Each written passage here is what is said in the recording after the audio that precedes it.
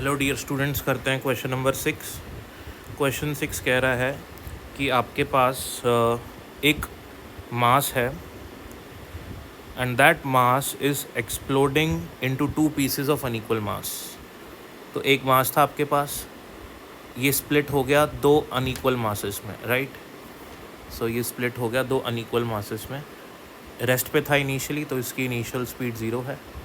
फिर उसके बाद कुछ इंटरनल फोर्सेस की वजह से ये स्प्लिट हो जाता है दो अनइक्वल पार्ट्स में।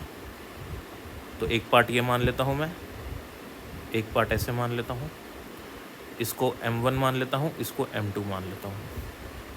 सो क्वेश्चन ने हमको बोला है आगे, the parts will move now arbitrarily in same direction, opposite direction, equal speed. तो ये पार्ट कहाँ जाएंगे, किस स्पीड से जाएंगे, ये हमको पता लगाना है।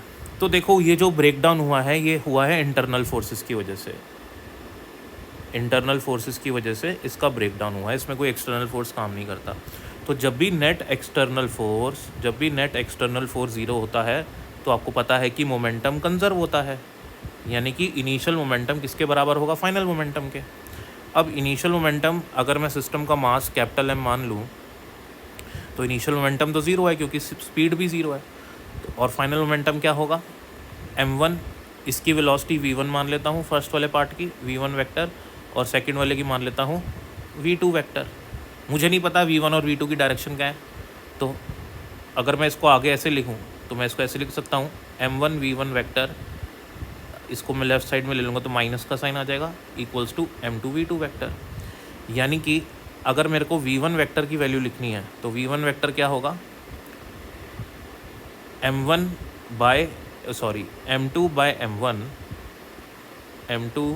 बाय m1 माइनस के साइन के साथ इनटू v2 वेक्टर। अब देखो ये क्या आया है यहाँ पे, जो भी v1 की डायरेक्शन होगी वो v2 के नेगेटिव डायरेक्शन में होगी, यानी कि v1 और v2 अपोजिट डायरेक्शन में होंगे। ये बात तो हमको पता लग गई इस इक्वेशन से, मैथमेटिकल इक्वेशन से, कि v1 v2 अपोजिट डायरेक्शन में होंगे।